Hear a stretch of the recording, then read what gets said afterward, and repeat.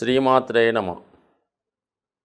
ఈ వీడియోలో మనం సూర్యభగవానుడు గురించి, సూర్యభగవానుడు ఏ భావంలో ఉంటే ఏ ఫలితం ఇవ్వడం జరుగుతుంది అన్న విషయాన్ని మనం ఈ వీడియోలో పరిశీలిస్తూ, మనకి 12 రాసులు ఏర్పడడానికి కూడా ఈ సూర్యభగవానుడే కారణం అవుతుంటాడు. ఈ సూర్యభగవానుడు ప్రతి నెల కూడా ఒక రాశి నుంచి మరొక రాశిలోకి మారడం జరుగుతూ ఉంటుంది. అదే సూర్య సంక్రమణం అంటారు. సో ఈ విధంగా 12 రాశులలోకి మారడం వల్ల ఈ 12 నెలలకి గుర్తుగా 12 రాశులు మనకి ఏర్పడడం జరిగింది. అంటే సూర్య గమనం ఆధారంగా మనకి రాశుల్ని నిర్ణయించడం జరిగింది మన ఋషుల ద్వారా.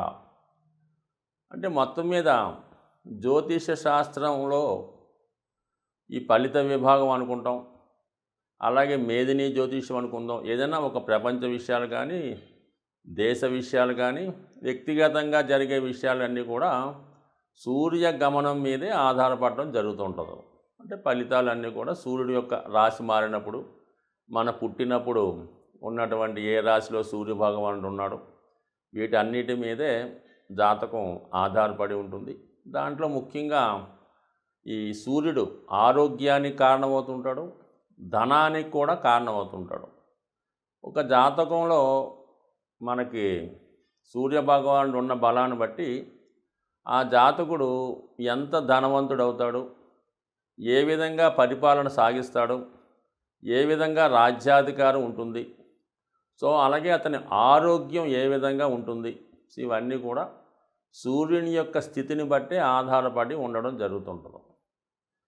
ఒక విధంగా సూర్యుడు ప్రతి రాశి మారినప్పుడు ఏర్పడే మకర సంక్రమణం రోజు చాలా ప్రాంతాల్లో ఆ సంక్రమణం రోజు సాయంకాలం దాకా ఉపవాసం ఉండి ఆ రోజు నియమంగా ఉండడం జరుగుతుంటుంది.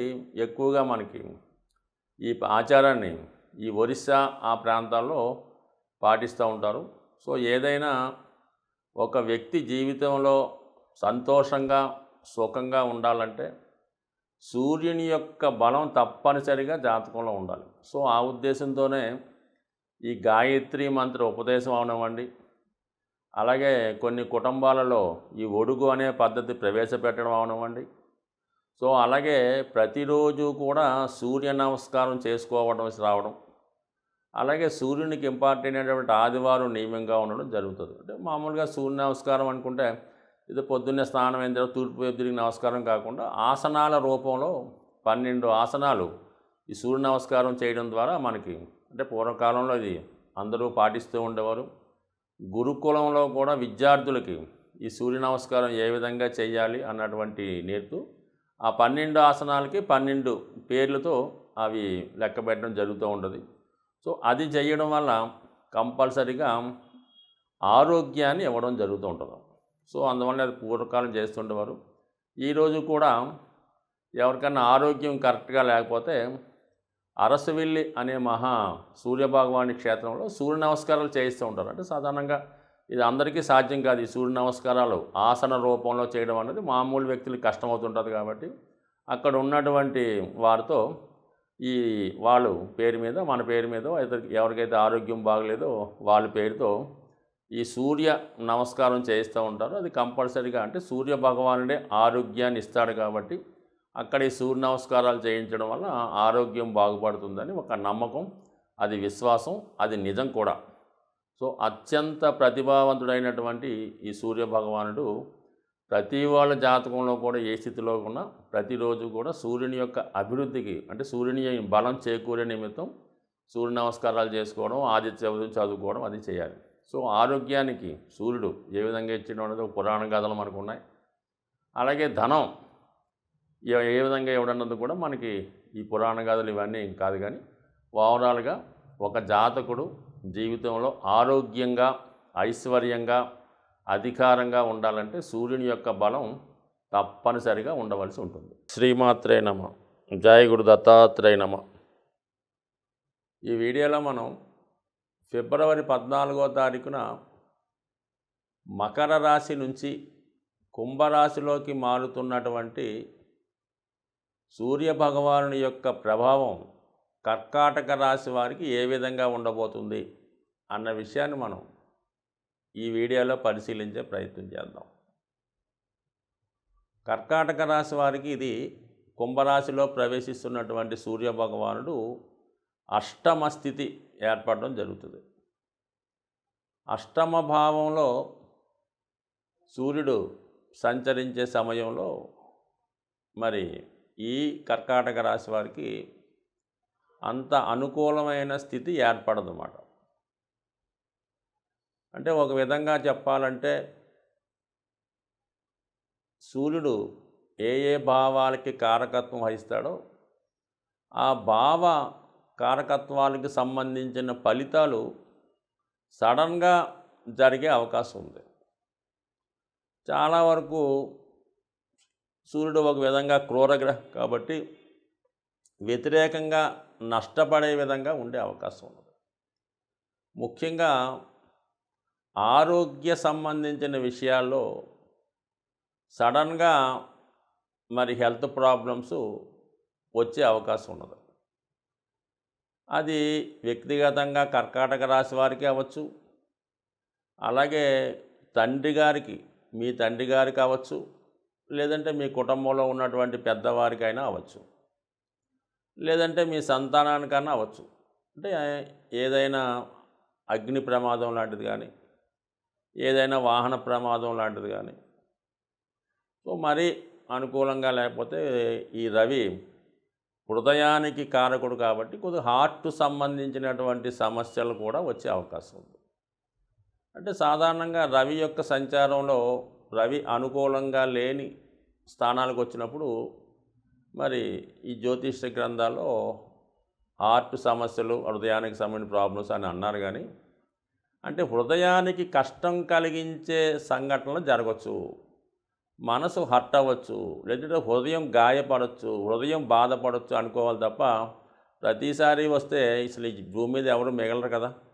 అందుకని అలాగ అనుకోకుండా మనసుకి కష్టం కలిగించడం, హృదయానికి బాధ కలిగించే సంఘటనలు జరిగే అవకాశం ఉంది.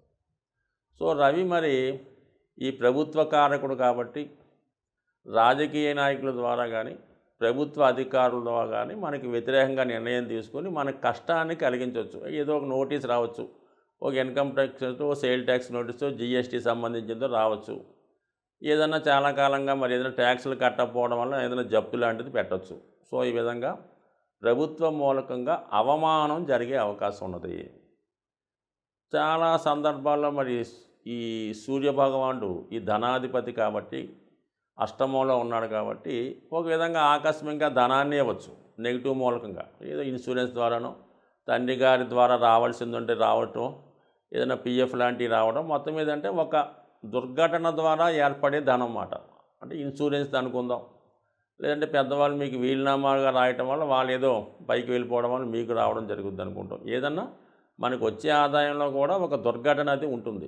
సాధారణంగా ఎల్ఐసి ధనం వచ్చిందంటే మరి ఈ టైంలో అలా రావచ్చు. దానికి కారణం ఏంటంటే మనకి ఎవరో మనకి నామినీగా పెట్టి వాళ్ళు పైకి వెళ్ళిపోయి అనుకోవచ్చు, లేదంటే ఏదో జరిగి ఉండొచ్చు, ఆ విధమైన ధనం రావచ్చు, ప్రభుత్వ అనుమానం కరగవచ్చు. ఆల్రెడీ అష్టమ శనిలో ఉన్నాడు కదా, దానికి ఇది తోడవుతుంది. కాబట్టి కంపల్సరీగా ఈ రాశివారు ఫిబ్రవరి 15 నుంచి కంపల్సరీగా ఒక నెల రోజుల లోపల ఖచ్చితంగా అటు శివునికి అభిషేకం చేసుకోవడం, ప్రతిరోజు కూడా శివనామస్మరణ చేసుకోవడం, అలాగే ఫర్ ది సేమ్ టైం ప్రతిరోజు కూడా సూర్య నమస్కారం చేసుకొని ఏదైనా సూర్యుడికి సంబంధించిన కార్యక్రమాలు చేసుకోవడం వల్ల, అలాగే మీకు పెద్దల్ని అంటే మీ ఇంట్లో ఉన్నటువంటి వారు గారు, మీ గురువుగారు అవ్వచ్చు, పెద్దల్ని విధి విధానంగా సేవించడం. అంటే వాళ్ళకి ఏదైనా కావాల్సిన అవసరాలు చూసి వాళ్ళకి ఏదైనా కావాల్సి ఉంటే చేసి పెట్టడం, వాళ్ళకి ఏదైనా ఆరోగ్యపరంగా ఇబ్బంది పడుతుంటే,